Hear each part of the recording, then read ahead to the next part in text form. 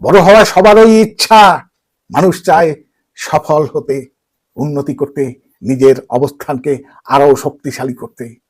জীবনের পথে এগিয়ে যেতে চাইলে উন্নতি অপরিহার্য, কিন্তু উন্নতি আর অহংকার, এই দুয়ের মধ্যে আছে আকাশ পাতাল পার্থক্য। আজকাল আমরা দেখি কেউ সামান্য সফল হলেই আচরণ বদলে যায়, কথা বলার ভঙ্গি বদলে যায়, মানুষের সাথে ব্যবহার পরিবর্তন হয়ে যায়, যেন সাফল্য মানেই মাথা উঁচু করে চলা আর অন্যদের ছোট চোখে দেখা।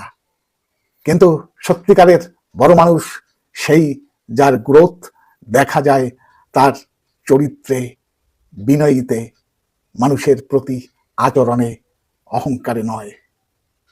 সাফল্যকে ধরে রাখতে হলে প্রথম দরকার বিনয়। উন্নতির চেয়ে উন্নতি ধরে রাখা কঠিন। অহংকারী মানুষ সাধারণত দীর্ঘ পথ যেতে পারে না, কারণ অহংকার মানুষকে একা করে দেয়। চারপাশের সহযোগী, পরামর্শদাতা, শুভাকাঙ্ক্ষীরা দূরে সরে যায়।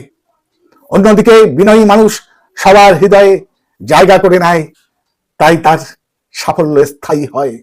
যাদের আচরণে গ্রোথ দেখা যায়, তারা মানুষকে সম্মান দিতে জানে, ছোট বড় কাউকে অবহেলা করে না, নিজের সাফল্যকে ভগবানের কৃপা মনে করে, ভুল হলে স্বীকার করে, নিজের জায়গা ভুলে যায় না, আপনাদেরও উন্নতির পথে উৎসাহ দেয়। এরা সাফল্যের সাথে সাথে চরিত্রের উন্নতি করে, যে কারণে মানুষ তাদের বেশি শ্রদ্ধা করে। অহংকার মানুষকে অন্ধ করে দেয়। অহংকারী মানুষ ভাবে সবকিছু আমার জন্যই হয়েছে, আমার জ্ঞান, আমার ক্ষমতা, আমার প্রতিভা।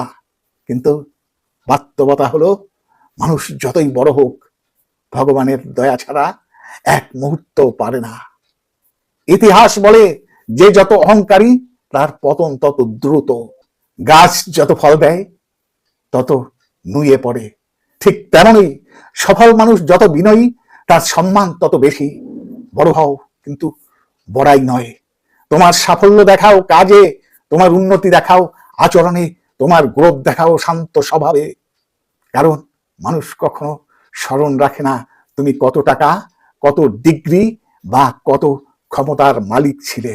মানুষ মনে রাখে তুমি তার সাথে কেমন আচরণ করেছিলে।